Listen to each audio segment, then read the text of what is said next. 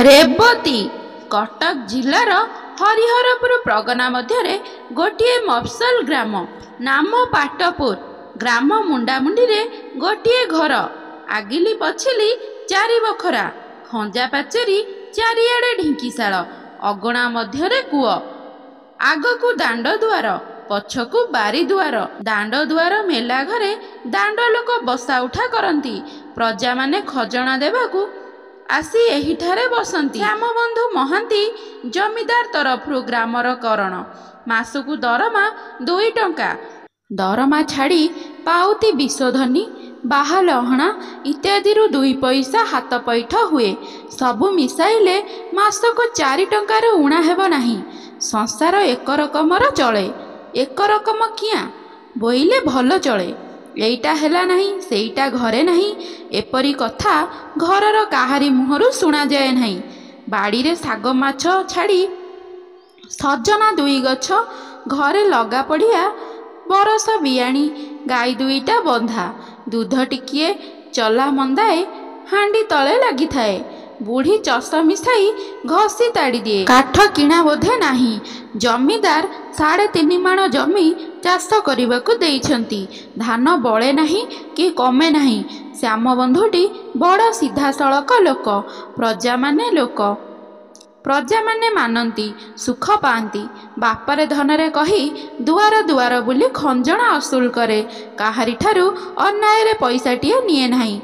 प्रजा माने खजणा देई पाउती मागंती नाही। से 4 आंगुली तालपत्र रे खंडे पाउती लेखी बळे चाଳରେ गुंजी देई थाए। जमीदार पियादा आसिले गाँ को छाड़े नहीं। आपे हाथ ओठ धरी धुआखिया 2 पैसा अंटारे गुंजी देई विदा करे। श्याम बाबू घरे खाइबा को कुटुंब 4 जण। आपे 2 पाराणी, माँ बुढ़ी, 10 बरसर गोटे झियो। झियर नाम रेवती। श्यामबंधु संज बेले पिंढारे बसी कृपा सिंधु बदन गाए, आउ भजन गाए। केबे केबे काठरू खाटी उपरे बैठाटिए थोई भागवत पढ़े। रेवती पाखरे बसी शुणु थाए। से मुहे मुहे ढेर भजन शिखिगलाणी। ता पिला मुहकू भजन गुड़िक खूब माने। संज बेले बापा पाखरे बसी भजन गाइले गाँर कौनसी लोक आसी शुणती। रेवती बापा पाखरू गोटे भजन शिखिथिला। सेठी गाइले श्यामबंधु बड़ खुशी हुए। प्रतिदिन झियो को गाइबाकू कहे। रेवती गाए। का आगे करिबी गुहारी, तुम्भे न चाहिले नाथ गरीब जीव सरी।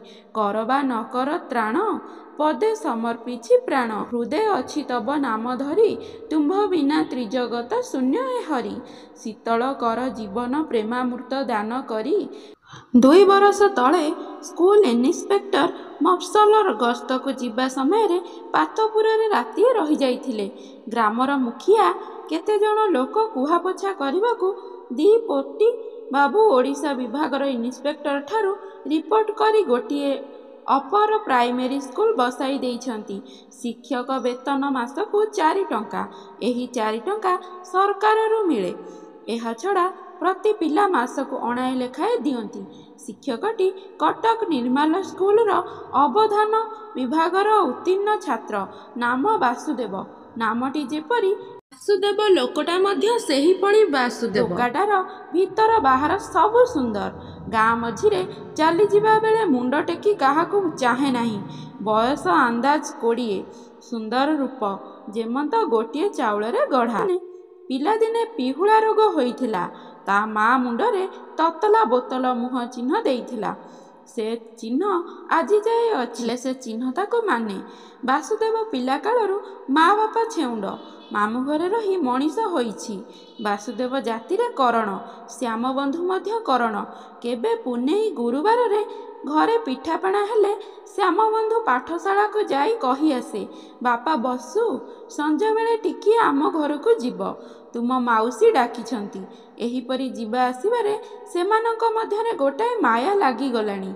रेवती बासु को देखिले कहे, आहा माँ छेउंडटी कौन खाए, किए ता खाइबा देखुची। बासु प्रतिदिन संज बेले जाई श्यामबंधु पाखरे घड़िए अधे बसी आसे। ବାସୁକୁ ଦୂରରୁ ଦେଖିଲେ ବାସୁ ଭାଇ ଅଇଲେ ବୋଲି ରେବତୀ ପାଟି କରି ବାପାକୁ କହେ। ରେବତୀ ସଞ୍ଜବେଳେ ବାପା ପାଖରେ ବସି ପ୍ରତିଦିନ ପଠିତ ପୁରୁଣା ଭଜନ ଗୁଡ଼ିକ ବାସୁକୁ ଶୁଣାଏ। ବାସୁକୁ ସେହି ଗୀତ ନୂଆ ନୂଆ ପରି ଲାଗେ। ଦିନେ ଏକଥା ସେ ପଢ଼ୁ ପଢ଼ୁ ଶ୍ୟାମବନ୍ଧୁ ଶୁଣିଲେ। କଟକରେ ଗୋଟିଏ ଝିଅ ସ୍କୁଲ ଅଛି। ସେଠାରେ ଝିଅମାନେ ପଢ଼ନ୍ତି, ଲୁଗାସିଆଁ ଶିଖନ୍ତି। ସେହିଦିନଠାରୁ ରେବତୀକୁ ପାଠ ପଢ଼ାଇବାକୁ ଶ୍ୟାମବନ୍ଧୁର ମନ ହେଲା ଏବଂ ଆପଣା ମନର କଥା ବାସୁଦେବକୁ କହିଲା। ବାସୁ ଶ୍ୟାମବନ୍ଧୁକୁ ପିତୃତୁଲ୍ୟ ମାନେ। କହିଲା, ଆଜ୍ଞା, ମୁଁ ସେହି କଥାଟା କହିବି ହେଉଥିଲି। ଦୁଇ ଜଣଙ୍କ ପରାମର୍ଶରେ ରେବତୀକୁ ପାଠ ପଢ଼ାଇବାର ସ୍ଥିର ହେଲା। ରେବତୀ ପାଖରେ ବସି ଶୁଣୁଥିଲା। ଦୁଇ ଚିଲାରେ ଘର ଭିତରକୁ ଯାଇ ମାଆକୁ ଆଉ ଜେଜିକୁ ମୁଁ ପାଠ ପଢ଼ିବି ଖବର ଦେଲା। ମା କହିଲେ, ହଉ ପଢ଼ିବୁ। ଜେଜି କହିଲା, ପାଠ କ'ଣ ଲୋ?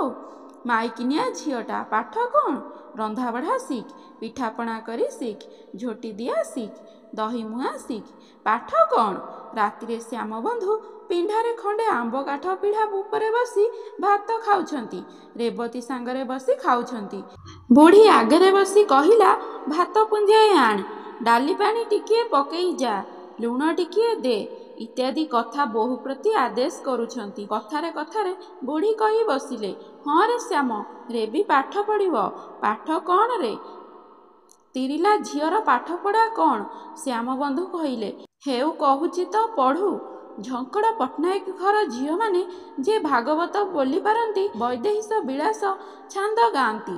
ରେବତୀ ଭାରି ଖପା ହୋଇଯାଇ ଜେଜିକୁ ଗାଳି ଦେଇ କହିଲା, ଯାଲୋ ବୁଢ଼ୀ ଡୁଗୁରିଟା। ତାହା ବାଦ ଅଳି କରି ବାପାକୁ କହିଲା, ନା ବାପା ମୁଁ ପାଠ ପଢ଼ିବି। ଶ୍ୟାମବନ୍ଧୁ କହିଲେ, ହଁ ତୁ ପଢ଼ିବୁ। ସେଦିନ କଥା ଏତିକି।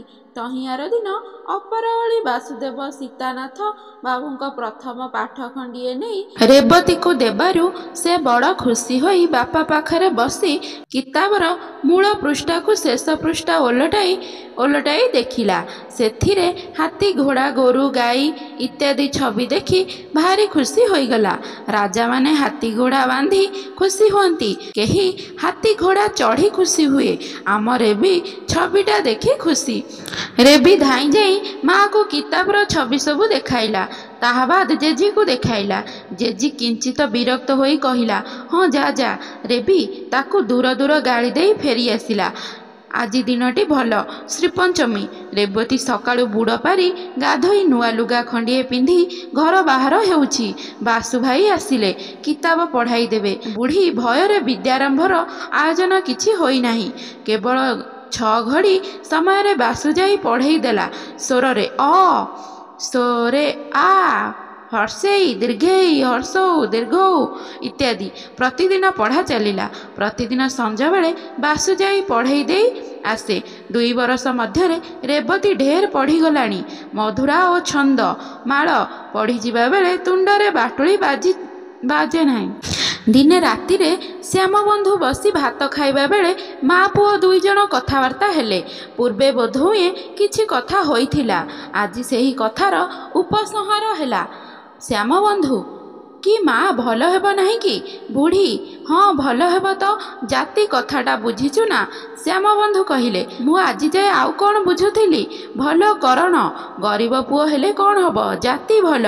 ବୁଢ଼ୀ କହିଲା, ଧନ ଦୌଲତ ବିଚାର ନାହିଁ, ଜାତି କଥାଟା ଆଗେ ପଚାର। ଘରେ ରହିବ ତ? ଶ୍ୟାମବନ୍ଧୁ, ଘରେ ନ ରହି ଆଉ କୁଆଡ଼େ ଯିବ? 1000 ହେଲେ ମାମୁଁ ମାଇଁ ନା, ଆଉ କ'ଣ? ରେବତୀ ପାଖରେ ବସି ଭାତ ଖାଉଥିଲା। ଏହି କଥାର ମର୍ମ ସେ କ'ଣ ବୁଝିଲା ସେ ଜାଣେ। ମାତ୍ର ସେହି ଦିନଠାରୁ ତାହାର ଭାବଭଙ୍ଗୀ ଅନ୍ୟ ରକମ ଦେଖୁଅଛୁ। ତାକୁ ବାପା ଆଗରେ ବାସୁ ଭାଇ ପଢ଼ାଇ ଦେଲେ କିପରି ଗୋଟାଏ ଲାଜ ମାଡ଼େ। ଅକାରଣ ସକାରଣ ସବୁବେଳେ ହସ ମାଡ଼େ। ମୁଣ୍ଡ ତଳକୁ ପୋତି ଦେଇ 2 ଓଠ ବୁଜି ହସ ଲୁଚାଏ। ଏଣିକି ବାସୁ ପଢ଼ାଇ ଦେଲେ କେତେବେଳେ ତୁନି ପଢ଼େ, କେତେବେଳେ ଖାଲି ହୁଁ କରେ। ପଢ଼ା ସରିଲେ ପାଟି ବୁଜି ହସି ଘରକୁ ପଳାଇଯାଏ। ପ୍ରତିଦିନ ସଞ୍ଜବେଳେ ଦାଣ୍ଡ ଦୁଆର କବାଟକୁ ଧରି କାହାକୁ ଚାହିଁଥାଏ। ବାସୁ ଭାଇ ଆସିଲେ ଘରକୁ ପଳାଏ। 5 ଡାକରେ ବାହାରେ ନାହିଁ। ଏଣିକି ରେବତୀ ଦାଣ୍ଡକୁ କେବେ ହେଲେ ବାହାରେ ନାହିଁ। ରେବତୀ ଦାଣ୍ଡକୁ କେବେ ବାହାରିଲେ ବୁଢ଼ୀ ଖପା ହୁଏ। ଦେଖୁ ଦେଖୁ ପଞ୍ଚମୀ 2 ବରଷ ହୋଇଗଲାଣି। ବିଧାତାଙ୍କର ବିଧାନ କାହାର ଦିନ ସମାନ ଭାବରେ ଯିବ ନାହିଁ। ଫଗୁଣ ମାସିଆ ଦିନ। ନାହିଁ କିଛି ନାହିଁ। ଅଚାନକ କାହୁଁ ମାଡ଼ି ଆସିଲା। ସକାଳେ ଗ୍ରାମରେ ଶୁଣାଗଲା, ଗୁମାସ୍ତା ଶ୍ୟାମବନ୍ଧୁ ମାହାନ୍ତି ବାଡ଼ି ଧରିଛି। ମଫସଲ ଗାଁରେ ବାଡ଼ି ପଶିଲେ ତାଟି କବାଟ ପଡ଼ିଯାଏ। ବାଡ଼ି ବୁଢ଼ୀ ସତେ ପରା ଟୋକେଇଟିଏ କାଖେଇ ଦାଣ୍ଡରେ ମନୁଷ୍ୟ ଗୋଟାଉଛି। ଏପରି ସମସ୍ତେ ମଣନ୍ତି। ଦୁଆରକୁ କାହାରି ଆସିବାର ନାହିଁ। ମାଇକିନିଆ 2ଟା କ'ଣ କରିବେ? ପିଲାଟା ଡକା ପାଡ଼ି ଘର ବାହାର ହେଉଛି। ବାସୁଦେବ ପୁଣି ସ୍କୁଲ ଛାଡ଼ି ଧାଇଁଲା। ଡର ନାହିଁ, ଭୟ ନାହିଁ। ଆପଣା ଶରୀର ପ୍ରତି ଭାବନା ନାହିଁ। ଶ୍ୟାମବନ୍ଧୁ ପାଖରେ ବସି ଗୋଡ଼ରେ ହାତ ବୁଲାଉଥାଏ। ପାଣି ଟୋପାଏ ଟୋପାଏ ମୁହଁରେ ଦେଉଥାଏ। ବେଳ 3 ପ୍ରହର। ସମୟରେ ଶ୍ୟାମବନ୍ଧୁ ବାସୁ ମୁହଁକୁ ଚାହିଁ ଖନେଇ ଖନେଇ କହିଲା, ବାସୁ, ଘିଆଲା। ବାସୁ ଭୋ ଭୋ କରି ଡକାଇ ପକାଇଲା। ଘରେ ଚହଳ ପଡ଼ିଗଲା। ରେବତୀ ଭୂଇଁରେ ପଡ଼ି ଗଡ଼ୁଥାଏ। ଗ୍ରାମର ଲୋକେ ଶୁଣି କହିଲେ, ହୋଇଗଲା ପରା, ଦେଖୁ ଦେଖୁ ସଞ୍ଜ ବେଳକୁ କିଛି ନାହିଁ। କ'ଣ କରିବେ? ବାସୁଦେବଟା କଲିକା ପିଲା, ଆଉ 2ଟା ଭୁଆସୁଣୀ। ଗ୍ରାମର ବନ ସେଠି ଧୋବା ଜଣେ ଜାଣିବା ଶୁଣିବା ଲୋକ। ତା ଦେହକରେ 50 କି 60 ପାର କଲାଣି। କାଲି ହେଲେ ଯିବାକୁ ହେବ, ଆଜି ହେଲେ ଯିବାକୁ ହେବ। ଲୁଗାପଟା 2 ଖଣ୍ଡ ମଧ୍ୟ ମିଳିବାର ଭରସା। ଗାମୁଛାଟାଏ ଅଣ୍ଟାରେ ଭିଡ଼ି ଦେଇ କୁରାଢ଼ିଟାଏ କାନ୍ଧରେ ପକାଇ ହାଜର ହୋଇଗଲା। ଗ୍ରାମରେ କରଣ ସେହି ଘରକ।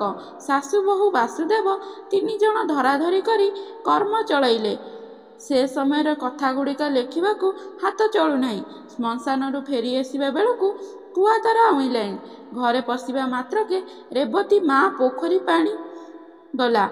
ଦେଖୁ ଦେଖୁ ଦିନ 3 ପ୍ରହର ବେଳେ ଗ୍ରାମରେ ହାଟ ହେଲା। ରେବତୀ ମା ନାହିଁ। ଦିନ ଚାଲିଯାଏ। କାହାରି ଲାଗି ଦିନ ବସି ରହେ ନାହିଁ। କାହାରି ପାଲିଙ୍କି ଉପରେ ପାଟଛତା, କାହାର ବେଢ଼ି ଉପରେ କୋରଡ଼ା। ଦିନ ଯାଉଛି। ସମସ୍ତଙ୍କର ଯିବ ସମସ୍ତଙ୍କର। ଦେଖୁ ଦେଖୁ 3 ମାସ କଟିଗଲାଣି। ଶ୍ୟାମବନ୍ଧୁଙ୍କ ଘରେ 2 ଗୋଟି ଗାଈ ଥିଲେ। ତହବିଲ ବାକି ଟଙ୍କା ସକାଶେ ଜମିଦାର ଘର ଲୋକ ଆସି ବାନ୍ଧି ଘେନିଗଲେ। ଆମ୍ଭେମାନେ ଜାଣୁ, ଜମିଦାର ଘର ଟଙ୍କାକୁ ଶ୍ୟାମବନ୍ଧୁ ଶିବନିର୍ମାଲ୍ୟ ପରି ଜ୍ଞାନ କରେ। ଟଙ୍କାଟିଏ ଅସୁଲ ହେଲେ ପୈଠ କରିବା ନ ଯାଏ ତାହାର ନିଦ ନାହିଁ। ମାତ୍ର ତାହା ଉପରେ ଟଙ୍କା ଥାଉ ବା ନଥାଉ, ଗାଈ 2ଟି ବଡ଼ ଦୁଧିଆଳି। ଏ କଥା ପୂର୍ବରୁ ଜମିଦାରଙ୍କୁ ଜଣାଥିଲା। ତା ଛଡ଼ା ଜମିଦାର ଚଷିବାକୁ ଯେ 3 ମାଣ ଜମି ଦେଇଥିଲେ, ତାହା ଛଡ଼ାଇ ନେଲେଣି। ହାଲିଆଟା ବା ଘରେ ଆଉ କିଆଁ ରହିବ? ଦୋଳ ପୂର୍ଣ୍ଣିମା ଦିନ ସେ ଛାଡ଼ିଗଲା। ବଳଦ 2ଟା 17.5 ଟଙ୍କାରେ ବିକା ଯାଇଥିଲା। 2 ଜଣଙ୍କ କ୍ରିୟାରେ ଖରଚ ଯାଇ ଯାହା ବଳିଥିଲା, ସଟାବଟା କରି ମାସେ ଚଳିଲା। ଆଜି ଢାଳଟା, କାଲି ପିତ୍ତଳଟା। ବିକା ବଟା ବନ୍ଧା ଛନ୍ଦାରେ ଆଉ ମାସେ ଗଲା। ବାସୁ 2 ଓଳି ଦୁଆରକୁ ଆସେ। ରାତି ଘଡ଼ିଏ ଯାଏଁ ଥାଏ। ଆଈ ନାତୁଣୀ ଶୋଇବାକୁ ଗଲେ ବସାକୁ ଯାଏ। ବାସୁ କିଛି ଟଙ୍କା ପଇସା ଦେଲେ ଆଈ ବା ନାତୁଣୀ କେହି ନିଅନ୍ତି ନାହିଁ। ବଳେଇ କିଛି ଦେଲେ ତାହା ଠଣାରେ ପଡ଼ିଥାଏ। ବାସୁ ଜାଣିପାରି ଆଉ କିଛି ଦିଏ ନାହିଁ। ବୁଢ଼ୀ ପାଖରୁ ଗୋଟାଏ 2ଟା ପଇସା ନେଇ ସଉଦା କିଣିଦିଏ। ସେହି 2 ପଇସାରେ ସଉଦାରେ 8-10 ଦିନ ଚଳିଯାଏ। ଘରର ଚାଳ ଉଡ଼ିଗଲାଣି। ଛାଉଣି ଦରକାର। ବାସୁ 2 ଟଙ୍କାର ନଡ଼ା କିଣି ବାଡ଼ିରେ ଗଦେଇ ଅଛି। ଶରଣ ହେବାରୁ ଛପରବନ୍ଦୀ ହୋଇପାରି ନାହିଁ। ବୁଢ଼ୀ ଏବେ ଆଉ ଦିନ ରାତି ବସି କାନ୍ଦେ ନାହିଁ।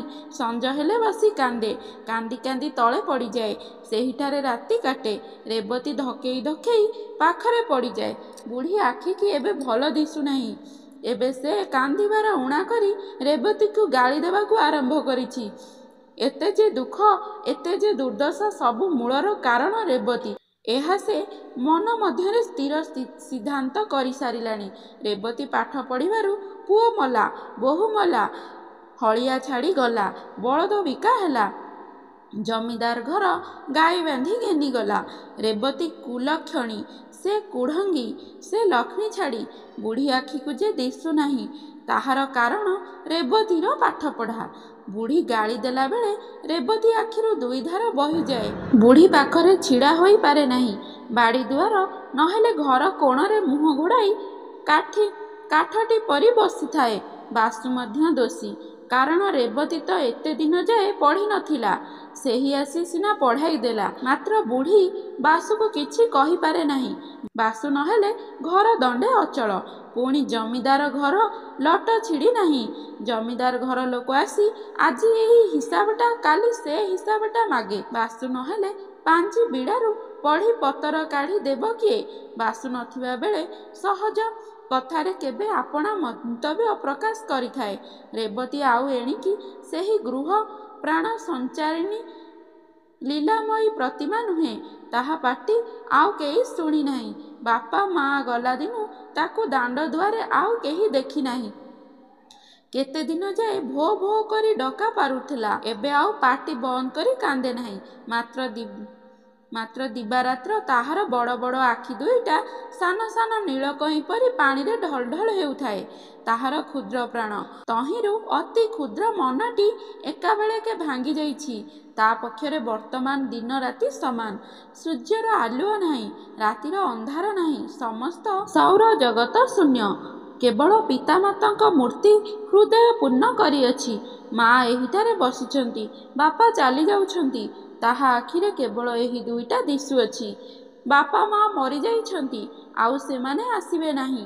ଏକଥା ସେ ବିଶ୍ୱାସ କରିପାରୁନାହିଁ। ପେଟରେ ଭୋକ ନାହିଁ, ଆଖିରେ ନିଦ ନାହିଁ। ଦିବା ନିଶି ଅନୁସରଣ ପିତାମାତା ଧ୍ୟାନ। ଜେଜୀମା ଡରରେ ଖାଇବାକୁ ବସେ, ଭୂଇଁରୁ ପ୍ରାୟ ଉଠେ ନାହିଁ।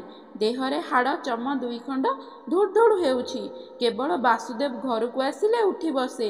ବଡ଼ ବଡ଼ ଆଖି ଦୁଇଟାରେ ଜଳ ଜଳ କରି ବାସୁକୁ ଚାହିଁଥାଏ। ବାସୁ ଅନାଇଲେ ସାନ ନିଶ୍ୱାସଟାଏ ପକାଇ ମୁଣ୍ଡ ପୋତି ଦିଏ। ବାସୁ ପାଖରେ ଥିବା ଯାଏ ତାହାକୁ ଚାହିଁ ରହିଥାଏ। କେତେବେଳେ ତାହାର ଆଉ କିଛି ଜ୍ଞାନ ନଥାଏ। ଆଖିରେ ବାସୁଦେବ, ଚିନ୍ତା ବାସୁଦେବ, ସମସ୍ତ ହୃଦୟଟା ବାସୁଦେବମୟ। ଶ୍ୟାମବନ୍ଧୁ ମରିବାର ଆଜିକୁ ହାତ ଗଣତିରେ 5 ମାସ। ଜ୍ୟେଷ୍ଠ ମାସିଆ ଦିନ। ଠିକ୍ ଦିନ 2 ପ୍ରହର ବେଳେ ବାସୁ ଦୁଆରେ ଡାକିଲା। ଏତେବେଳେ ସେ କୌଣସି ଦିନ ଆସେ ନାହିଁ। ବୁଢ଼ୀ କୁନ୍ଥେଇ କୁନ୍ଥେଇ ଯାଇ ଦୁଆର ଫିଟାଇ ଦେଲା। ବାସୁ କହିଲା, ଜେଜୀମା, ଡିପୁଟି ଇନିସ୍ପେକ୍ଟର ହରିହରପୁର ଥାନାରେ ବସି ପାଠଶାଳା ପିଲାମାନଙ୍କୁ ପାଠ ପଚାରିବେ। ସବୁ ସ୍କୁଲର ପିଲାମାନେ ଯିବେ। ମୋ ପାଖକୁ ଚିଠି ଆସିଛି। ମୁଁ ପିଲାମାନଙ୍କୁ ନେଇ କାଲି ସକାଳେ ଯିବି। 5 ଦିନ ଲାଗିବ। ରେବତୀ କବାଟ କଣରେ ଛିଡ଼ା ହୋଇ ଶୁଣୁଥିଲା। ଲଥ୍ କରି ବସି ପଡ଼ିଲା। ଭାଗ୍ୟେ କବାଟ ଧରିଥିଲା, ନହେଲେ ପଡ଼ି ଯାଇଥାନ୍ତା। ବାସୁ 5 ଦିନ ସକାଶେ ଚାଉଳ, ଲୁଣ, ତେଲ, ବାଇଗଣ କିଣି ଆଣି ଅଗଣାରେ ଥୋଇ ବୁଢ଼ୀକୁ ଜୁହାରଟାଏ ହୋଇ ଶନିବାର ମୁହଁ ସଞ୍ଜବେଳେ ବାହାରିଲା। ବୁଢ଼ୀ କହିଲା, ବାପା, ଖରାରେ ବୁଲିବୁ ନାହିଁ। ଦେହ ପାହାକୁ ଚାହିଁବୁ। ବେଳରେ 2ଟା ତୁଣ୍ଡକୁ ଦେବୁ। ଏହା କହି ନିଶ୍ୱାସ ପକାଇଲା। ରେବତୀ ଏକ ଧ୍ୟାନରେ ବାସୁକୁ ଚାହିଁଥାଏ। ଆଜିକା ଚାହାଣି ଥାଏ ଅନ୍ୟ ରକମ। ଆଗେ ବାସୁ ଚାହିଁଲେ ମୁଣ୍ଡ ତଳକୁ ପୋତି ଦେଉଥିଲା। ଆଜି ସେ ଭାବେ ନାହିଁ। ଏକ ଧ୍ୟାନରେ ବାସୁକୁ ଚାହିଁ ରହିଛି। ବାସୁର ମଧ୍ୟ ଆଜି ଆଗକା ଚାହାଣି ନୁହେଁ। ଆଗେ ବାସୁର ଯେମନ୍ତ ଖୁବ୍ ଇଚ୍ଛା ରେବତୀକୁ ଭଲ କରି ଦେଖିବ, କିନ୍ତୁ ଅନାଇ ପାରେ ନାହିଁ। ଆଜି 4 ଚକ୍ଷୁର ମିଳନ। ଆଖି ଫେରାଇବାକୁ କାହାର ଆୟତ୍ତ ନାହିଁ। ବାସୁ ଚାଲିଗଲାଣି, ଆଉ ଦିନ ନାହିଁ। ଘର ବାହାର ଅନ୍ଧାର ପୂରିଗଲାଣି। ରେବତୀ ଯେପରି ଚାହିଁଥିଲା ସେହିପରି ଚାହିଁଅଛି। ବୁଢ଼ୀ ଡାକିବାରୁ ତାହାର ଚେତନା ହେଲା। ଘର ବାହାର ସମସ୍ତ ଅନ୍ଧକାରମୟ।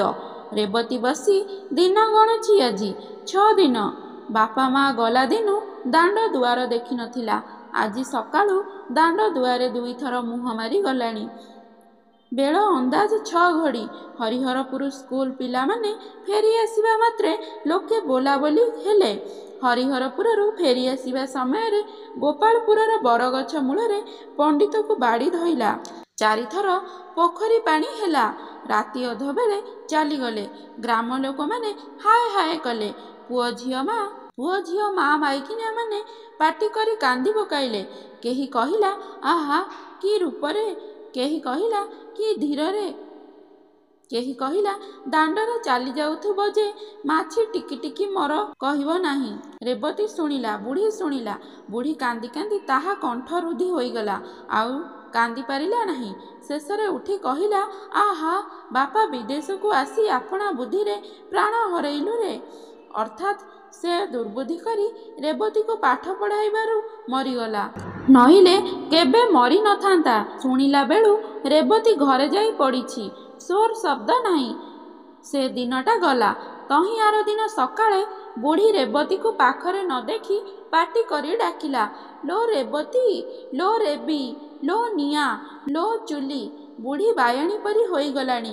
କାନ୍ଦ ବୋବାଳି ନାହିଁ, କେବଳ ରାଗରେ ଦିନରାତି ରେବତୀକୁ ଗାଳି। ପଡ଼ିଶା ଲୋକେ, ଦାଣ୍ଡବାଲା ଲୋକେ ଯେତେବେଳେ ଇଚ୍ଛା ସେତେବେଳେ ଶୁଣୁଛନ୍ତି, ଲୋ ରେବତୀ, ଲୋ ରେବି, ଲୋ ନିଆଁ, ଲୋ ଚୁଲି। ବୁଢ଼ୀ ଆଖିକୁ ଦିଶୁନାହିଁ। ଅଣ୍ଡାଳି ଅଣ୍ଡାଳି ଯାଇ ରେବତୀକୁ ପାଇଲା। ଡାକିଲା, ଜବାବ ନ ପାଇ ତା ଦେହରେ ହାତ ବୁଲାଇ ଦେଖିଲା। ଭାରି ଜ୍ୱର, ଦେହରୁ ନିଆଁ ବାହାରୁଛି। ଜ୍ଞାନ ନାହିଁ, କ'ଣ କରିବ, କାହାକୁ ଡାକିବ। ମନ ମଧ୍ୟରେ ଜଗତ ସଂସାର ଖୋଜିଲା, ପାଖରେ କାହାକୁ ଦେଖିଲା ନାହିଁ। କିଛି ସ୍ଥିର କରି ନ ପାରି ଖପା ହୋଇ କହିଲା, ଯାହା ଆପଣା କିଆ ତାହିଁ କ୍ୟା ଇଲାଜ କିଆଁ। ଅର୍ଥାତ୍ ତୁ ପାଠ ପଢ଼ିବାରୁ ଜ୍ୱର ହେଲା, ମୁଁ କ'ଣ କରିବି। ଦିନ ଗଲା, 2 ଦିନ ଗଲା, 3 ଦିନ ଗଲା, 4 ଦିନ ଗଲା, 5 ଦିନ ବି ଗଲା। ରେବତୀ ମାଟିରେ ଲାଗି ଯାଇଛି।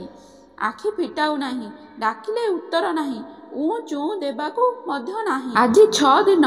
ରେବତୀ ସକାଳୁ 2-4 ଥର ପାଟି କଲାଣି।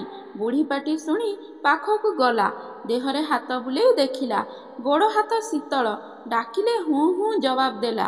କଟମଟ କରି ମୁହଁକୁ ଚାହୁଁଅଛି। କିଛି ନ ପଚାରିଲେ ମଧ୍ୟ କେତେ କଥା କହି ପକାଉଛି। କୌଣସି କବିରାଜ ଦେଖିଲେ ତୁଷ୍ମ ହାୟ ପଳାୟଶ୍ଚ ଇତ୍ୟାଦି ଶ୍ଲୋକ ପଢ଼ି କହନ୍ତେ, ସନ୍ନିପାତସ୍ୟ ଲକ୍ଷଣଂ। ମାତ୍ର ବୁଢ଼ୀ କିଛି ଖୁସି ହେଲା। ଦେହରେ ତାତି ନାହିଁ, କଥା କହୁ ନଥିଲା, ପାଟି ଫିଟାଇଲାଣି, ପାଣି ପିଇବାକୁ ମାଗିଲାଣି। 6 ଦିନ ହେଲା ଜିଭରେ ପାଣି ଟୋପାଏ ବାଜି ନାହିଁ। 4ଟା ପଥି ପେଟରେ ପଡ଼ିଲେ ଝିଅଟା ଉଠି ବସିବ। ତୁ ଶୋଇଥା, ମୁଁ 4ଟା ପଥି ରାନ୍ଧି ଆଣେ। ଏହା କହି ବୁଢ଼ୀ ବାହାରକୁ ବାହାରି ଆସିଲା। ପଥି ରାନ୍ଧିବ କ'ଣ? ଘରେ ପାଛିଆ, କୁଣ୍ଢେଇ, ହାଣ୍ଡି, ଆଟିକା ସବୁ ଖୋଜିଲା। ମୁଠାଏ ଚାଉଳ ନାହିଁ। ନିଶ୍ୱାସଟାଏ ପକାଇ ଘଡ଼ିଏ ବସିଲା। ବାସୁ 5 ଦିନକୁ ଚାଉଳ ଡାଲି କିଣି ଦେଇ ଯାଇଥିଲା। ସେଥିରେ 10 ଦିନ କିଆଁ ଚଳିଗଲା। ବୁଢ଼ୀର ଦୃଷ୍ଟି ଶକ୍ତି ଥିଲେ ବୁଝି ପାରିଥାନ୍ତା। ବସି ବିଚାର କଲେ ବୁଦ୍ଧି ଦିଶେ। ଘର କଂସା ବାସନ କିଛି ନାହିଁ। ହାତରେ ଗୋଟାଏ କଣା ଢାଳ ପଡ଼ିଲା। ସେହିଟା ଧରି ହରିସାହୁ ଦୋକାନକୁ ବାହାରିଲା। ହରିସାହୁ ଘର ଗ୍ରାମ ମଝିରେ। ତାହାର ରୀତିମତ ଦୋକାନ ନାହିଁ। ଚାଉଳ, ଡାଲି, ଲୁଣ, ତେଲ ରଖିଥାଏ। କୌଣସି ଦିନ ବିଦେଶୀ ଲୋକ ପହଞ୍ଚିଗଲେ କିଣନ୍ତି, କେବେ ହେଲେ ଗ୍ରାମ ଲୋକଙ୍କର କିଛି ଦରକାର ହେଲେ କିଣନ୍ତି। ବୁଢ଼ୀ ଢାଳଟି ଧରି ହରିସାହୁ ଦୋକାନ ଦୁଆରରେ ପହଞ୍ଚିଲା। ହରିସାହୁର ବୁଢ଼ୀ ହାତରେ ଢାଳଟି ଦେଖି ଅର୍ଥଟା ବେଶ୍ ବୁଝିଗଲା। ବୁଢ଼ୀ ଆପଣାର ଅଭିପ୍ରାୟ ଜଣାଇବାରୁ ହରି ଢାଳଟା ହାତରେ ଧରି ଚାରିପାଖ ଦେଖି କହିଲା, ନାହିଁ ନାହିଁ, ମୋ ଘରେ ଚାଉଳ ନାହିଁ। ଆଉ ଏହି କଣା ଢାଳଟା ରଖି କିଏ ଚାଉଳ ଦେବ? ହରି ଘରେ ଯେ ଚାଉଳ ନଥିଲା ତାହା ନୁହେଁ, ଦେବାକୁ ମଧ୍ୟ ଇଚ୍ଛା। ତେବେ ଶସ୍ତାରେ ନେବାର କଥା। ଚାଉଳ ନଥିବାର ଶୁଣି ବୁଢ଼ୀ ମୁଣ୍ଡରେ ତ ବଜ୍ର ପଡ଼ିଗଲା। କ'ଣ କରିବି? ଝିଅଟା ଜ୍ୱରରୁ ଉଠିଛି, ତା ମୁହଁରେ କ'ଣ ଦେବି? ଘଡ଼ିଏ ବସିଗଲା। ବେଳ ବୁଡ଼ି ଗଲାଣି। ହରିକୁ 2 ଥର ଅନେଇଲା, ଯାଏ ଝିଅଟା କ'ଣ କରୁଛି ଦେଖେ।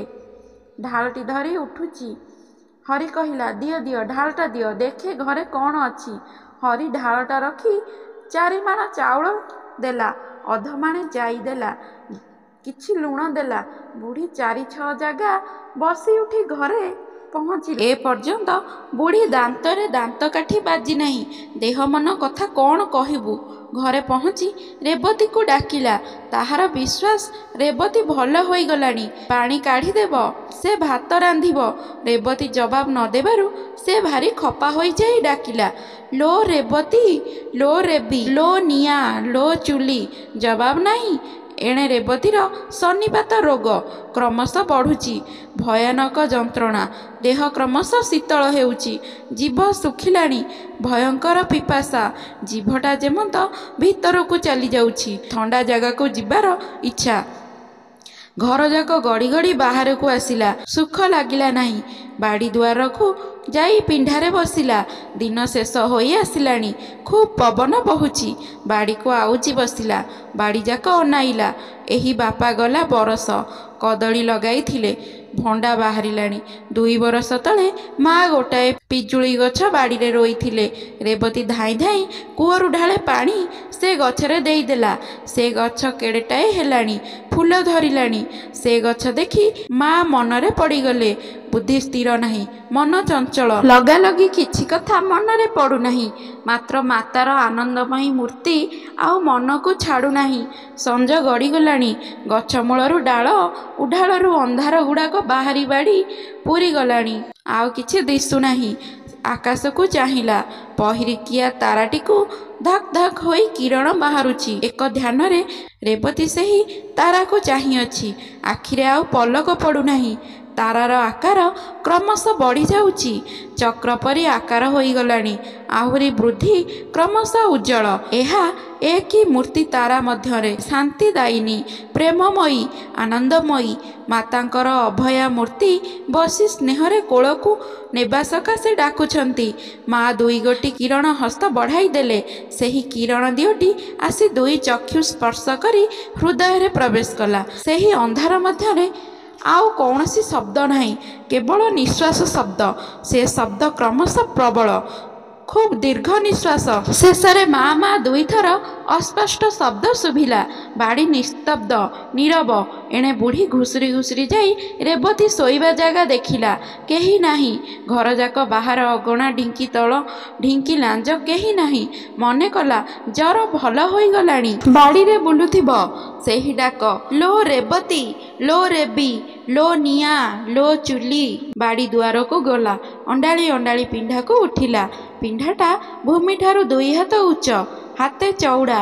ମଲା, ତୁ ଏଇଠି ବସିଛୁ? ଦେହରେ ହାତ ଦେଇ ବୁଢ଼ୀ ପ୍ରଥମେ ଚମକି ପଡ଼ିଲା। ଆଉ ଥରେ ଭଲ କରି ଗୋଡ଼ଠାରୁ ମୁଣ୍ଡ ଯାଏ ହାତ ବୁଲେଇଲା। ନାକରେ ହାତ ଦେଇ ଗୋଟାଏ ଉତ୍କଟ ଶବ୍ଦ କଲା। ସଙ୍ଗେ ସଙ୍ଗେ ପିଣ୍ଡା ତଳେ ଦୁଲ୍ ଦାଲ୍ ଶବ୍ଦ। ଶ୍ୟାମବନ୍ଧୁ ମହାନ୍ତି ଘରର କୌଣସି ପ୍ରାଣୀ ଜଗତରେ ଆଉ କେହି ଦେଖିନାହାନ୍ତି। ପଡ଼ୋଶୀମାନେ ରାତି ପ୍ରହରକ ସମୟରେ ଶେଷ ଶବ୍ଦ ଶୁଣିଥିଲେ, ଲୋ ରେବତୀ, ଲୋ ରେବି, ଲୋ ନିଆଁ, ଲୋ ଚୁଲି। କାହାଣୀଟି ଏତିକି।